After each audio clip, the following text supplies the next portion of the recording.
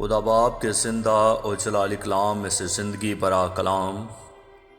پطرس کا پہلا عام خط، اس کا پہلا باب 1 سے 12 آیت مبارکہ تک۔ پطرس کی طرف سے جو یسوع مسیح کا رسول ہے،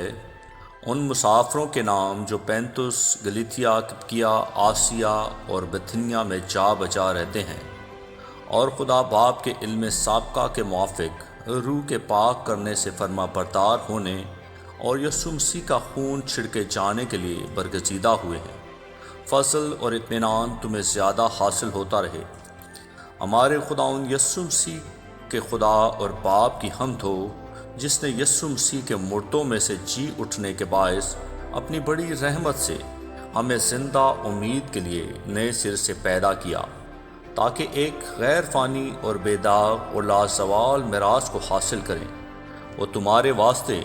جو خدا کی قدرت سے ایمان کے وسیلہ سے اس نجات کے لیے جو آخری وقت میں ظاہر ہونے کو تیار ہے حفاظت کیے جاتے ہو،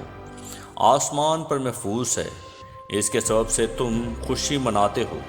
اگرچہ اب چند روز کے لیے ضرورت کی وجہ سے طرح طرح کی آزمائشوں کے سبب سے غمزدہ ہو، اور یہ اس لیے ہے کہ تمہارا آزمایا ہوا ایمان جو آگ سے آزمائے ہوئے فانی سونے سے بھی بہت بیش قیمت ہے، یسوع مسیح کے ظہور کے وقت تعریف اور جلال اور عزت کا باعث ہے۔ اس سے تم بے دیکھے محبت رکھتے ہو، اور اگرچہ اس وقت اس کو نہیں دیکھتے تو بھی اس پر ایمان لا کر ایسی خوشی مناتے ہو جو بیان سے باہر اور جلال سے بری ہے، اور اپنے ایمان کا مقصد یعنی روحوں کی نجات حاصل کرتے ہو۔ اسی نجات کی بابت ان نبیوں نے بڑی تلاش اور تحقیق کی جنہوں نے اس فضل کے بارے میں جو تم پر ہونے کو تھا نبوت کی۔ انہوں نے اس بات کی تحقیق کی کہ مسیح کا روح جو ان میں تھا اور پیشتر سے مسیح کے دکھوں کی اور ان کے بعد کے جلال کی گواہی دیتا تھا،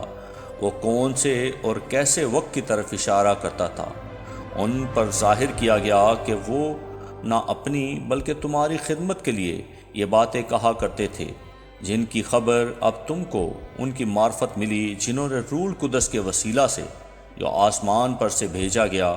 تم کو خوشخبری دی، اور فرشتے بھی ان باتوں پر غور سے نظر کرنے کے مشتاق ہیں۔ آمین۔ کلام کے پڑھے اور سنے جانے پر خدا ان کی برکت ہو، خدا ان کا شکر ہو۔ آمین۔